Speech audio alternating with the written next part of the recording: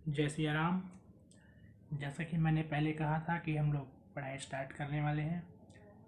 Book मेरे पास प्रबोध की है और आज हम लोग फिज़िक्स का पहला चैप्टर 12th का स्टार्ट कर रहे हैं। पहले चैप्टर का नाम है विद्युत आवेश। आप देख सकते हैं यहाँ पर विद्युत आवेश, ये जो है इस चैप्टर का हम लोग शुरू कर रहे हैं, विद्युत आवेश एवं क्षेत्र। इसमें देखिए आप लोग कि इसमें प्रस्तावना से शुरुआत किया गया है।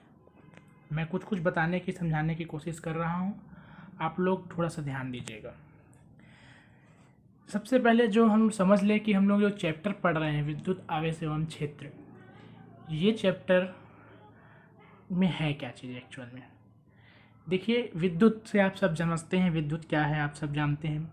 विद्युत बल का हम बहुत उपयोग करते हैं। जैसे कि यहाँ पर आप देखिए कुछ लाइन लिखे हुए हैं कि भौतिक विज्ञान की वह शाखा जिसके अंतर्गत स्थिर आवेशों के गुण, उससे संबंधित विद्युत बल, विद्युत क्षेत्र, विद्युत विभव, विद्युत धारिता, विद्युत ऊर्जा का अध्ययन किया जाता है, उसको हम स्थिर वैद्युति कहते हैं। क्योंकि विद्युत आवेश यहाँ पर जो हम लोग पढ़ने वाले हैं वो स्थिर वैद्युत के बारे में है। देखिए, जो हम लोग यूज़ करते हैं घरों में, इलेक्ट्रिसिटी यूज़ करते हैं, वो स्थिर नहीं है। आप लोग समझ पा रहे होंगे, वो स्थिर वैद्युत नहीं है, वो गतिशील वैद्युत है, गतिक विद्युत है। और हम लोग अभी जो चैप्टर पढ़ेंगे वो स्थिर वैद्युत है। स्थिर वैद्युत में वो स्थिर है, वो मूविंग नहीं है। मेरे ख्याल से आप लोग समझ पा रहे हैं जो मैं कहना चाह रहा हूँ। हम लोग इस चैप्टर में जो पढ़ेंगे वो स्थिर वैद्युत। देखिए, इकाई 1 का नाम क्या है? स्थिर वैद्युत, इलेक्ट्रोस्टैटिक्स। स्थिर वैद्युत का तात्पर्य है, इससे मतलब होता है कि जो विद्युत या जो आकर्षण, जो चार्ज है, जो आवेश है, वो स्थिर है। जो हम घरों में इलेक्ट्रिसिटी यूज़ करते हैं वो मूविंग पार्टिकल है, वो गतिशील है, गतिक विद्युत है, स्थिर वैद्युत नहीं है, स्थिर नहीं है, एक जगह नहीं है। ठीक है, तो हम लोग जो इस पढ़ने वाले इस चैप्टर में वो एक स्थिर वैद्युत पार्ट है, स्थिर आवेश है। ठीक, तो अब यहाँ पर हम लोग ये तो समझ गए। अब स्थिर वैद्युत के उदाहरण आप लोग देखिए, स्थिर विद्युत के उदाहरण आप लोग यहाँ पर आप देख सकते हैं।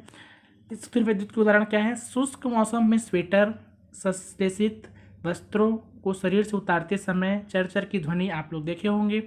स्वेटर जब उतारते हैं तो उसमें चरचटाता है, वो जो है वो क्या है? वो आवेश के कारण होता है।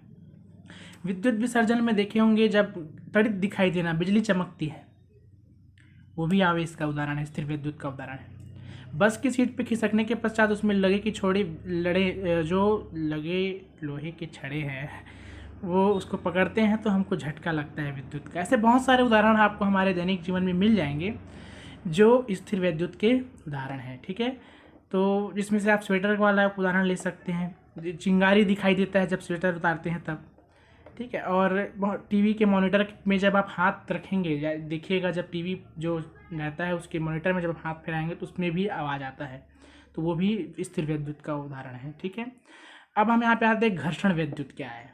यहाँ पर एक शब्द लिखा होगा, फ्रिक्शनल इलेक्ट्रिसिटी, घर्षण विद्युत। इसके पास नवबोध का बुक है, नवबोध की बुक में भी इससे मिलते जुलते ही जानकारियाँ दी हुई हैं। तो हमको समझने से मतलब है, आप नोट्स नवबोध से भी बना सकते हैं, एनसीईआरटी से भी बना सकते हैं मोबाइल का यूज़ करके, या इस बुक से भी बना सकते हैं। तो ठीक है, आते हैं फ्रिक्शनल इलेक्ट्रिसिटी में। फ्रिक्शनल इलेक्ट्रिसिटी मतलब घर्षण। जहाँ पर घर्षण से आप विद्युत आकर्षण पैदा करेंगे उसे हम क्या कहेंगे? घर्षण विद्युत। अब घर्षण विद्युत के लिए पूरी जानकारी पढ़ने की आवश्यकता नहीं है, आप यहाँ पर देख सकते हैं, ये यहाँ पर आपको दिया हुआ है। यहाँ पर क्या दिया हुआ है? उस ऊर्जा को जिसके कारण किसी पदार्थ में हल्की वस्तुओं को आकर्षित करने का गुण उत्पन्न हो जाता है उसे विद्युत ऊर्जा कहते हैं। जैसे कि देखिए, फिर से एक बार इस लाइन को समझिए। उस ऊर्जा को जिसके कारण किसी पदार्थ में हल्की वस्तुओं को आकर्षित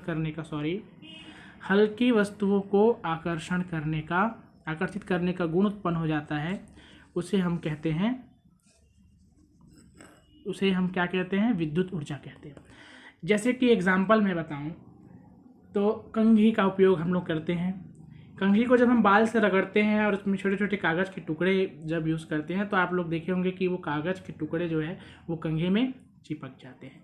तो वो आकर्षित करने का जो गुण है वो किसके कारण से आता है? विद्युत ऊर्जा के कारण आता है। मुझे लगता है आप लोग समझ पा रहे हैं।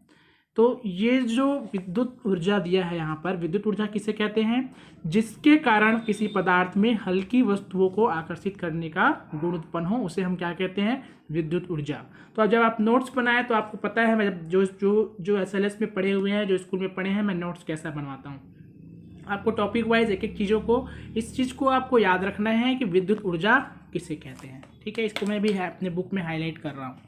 ये जो है, ये क्या है? विद्युत ऊर्जा, जिसके कारण, ठीक है, जिसके कारण किसी पदार्थ में हल्की वस्तुओं को आकर्षित करने का गुण उत्पन्न हो जाता है, उसे हम क्या कहते हैं? विद्युत ऊर्जा। तो इसको आपको याद भी करते जाना है, नोट्स में बनाते भी जाना है। ठीक है, जिस पदार्थ में हल्की वस्तुओं को आकर्षित करने का गुण उत्पन्न होता है, उस पदार्थ को विद्युन्मय या इलेक्ट्रीफाइड कहते हैं।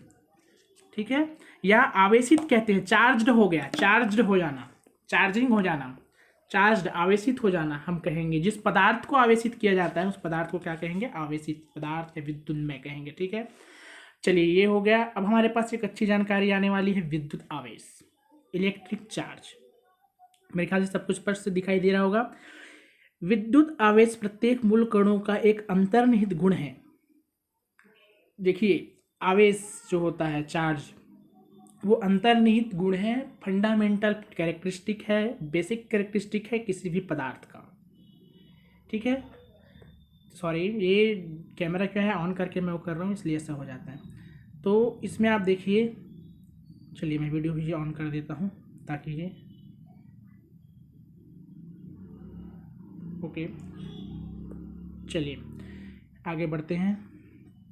तो विद्युत आवेश, ये देखिए आप यहाँ पर, विद्युत आवेश क्या है? किसी प्रत्येक, यहाँ पर देखिए, विद्युत आवेश प्रत्येक मूल कणों का एक अंतर्निहित गुण है।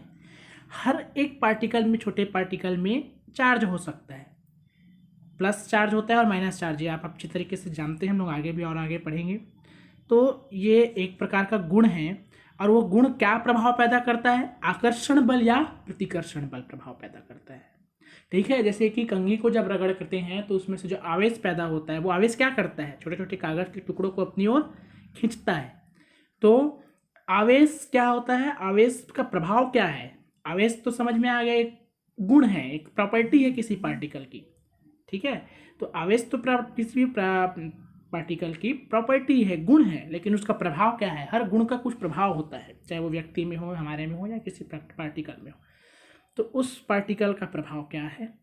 उस पार्टिकल के आवेश का प्रभाव क्या है? आकर्षण या प्रतिकर्षण बल। जैसे कंघी में आवेश है, ये कैसे पता चला? जब घिसने के बाद आवेश है, ये कैसे पता चला? जब वो आकर्षण बल उसमें आया और वो जब कागज के टुकड़े को आकर्षित करने लगा तो पता चला। तो आवेश का प्रभाव क्या है? आवेश का प्रभाव है बल। कौन सा बल? विद्युत बल, जो आकर्षित भी कर सकता है और प्रतिकर्षित भी कर सकता है। विद्युत एक अदिश राशि है, यहाँ पर देखिए लिखा हुआ है, विद्युत एक अदिश राशि है, भौतिक राशि है। इसका SI मात्रक कूलाम है, याद रखिएगा, किसी को भूलना नहीं है कि आवेश का मात्रक क्या होता है? कूलाम होता है। विराम में विद्युत आवेश को स्थैतिक आवेश भी कहते हैं, गति का आवेश जो गति करे। ठीक है, अब यहाँ पर हम आगे बढ़ते हैं और आवेशों के प्रकार। आपको पूरे डिटेल में तो लिखना नहीं है, लेकिन यहाँ पर जो जानकारी है उसको जरूर याद रखना है। हमको पता है कि आवेश दो प्रकार के होते हैं।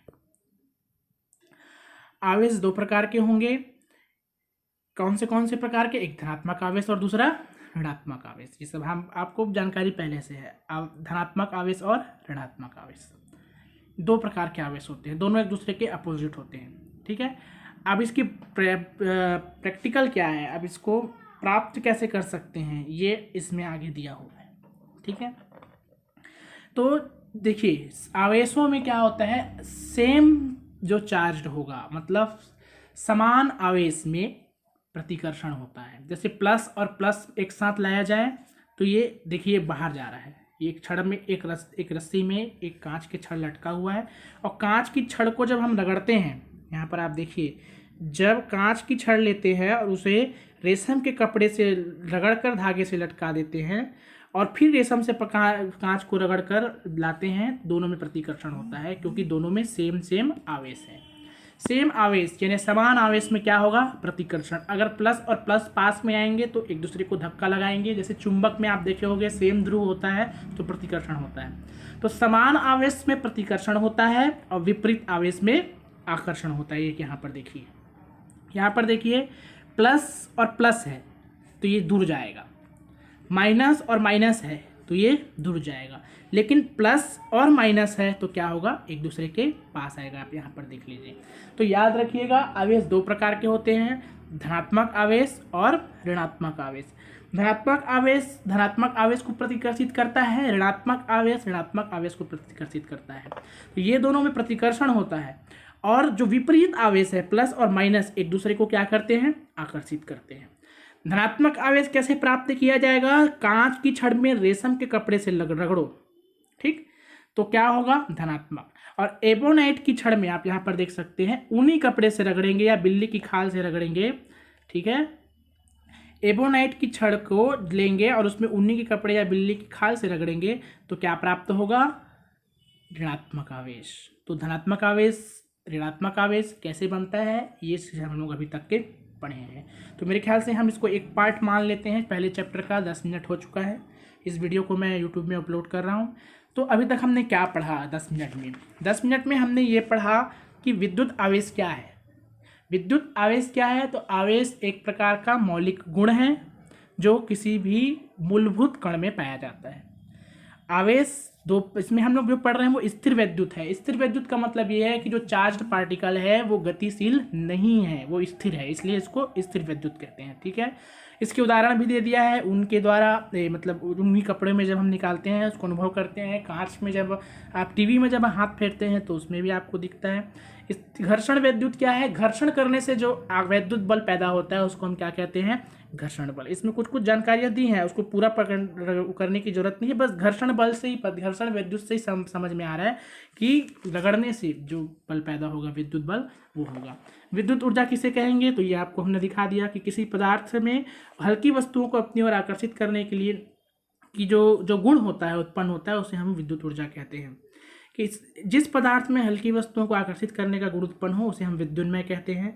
विद्युत आवेश जैसे बताया गया मौलिक अंतर्निहित गुण है ये किसी भी पार्टिकल का, मूलभूत कणों का, यहाँ पर लिखा हुआ है देखिए, ये सॉरी यहाँ पर, और उसमें गुण हैं और दो प्रकार के होते हैं, धनात्मक आवेश और ऋणात्मक आवेश। इसका जो ये है कूलम्ब होता है इसका मात्रक, और इस प्रकार से इसके प्रकार और उसको किस प्रकार से उत्पन्न करते हैं, उसमें क्या गुण हैं। तो मूलभूत आवेशों के गुण क्या हैं, समान आवेश प्रतिकर्षित करते हैं, चाहे धनात्मक हो चाहे ऋणात्मक हो, और विपरीत आवेश आकर्षित करते हैं। तो इतनी जानकारियां मैंने पहले पार्ट में दी है, कुछ देर बाद हम दूसरा पार्ट भी डाल देंगे, ठीक है।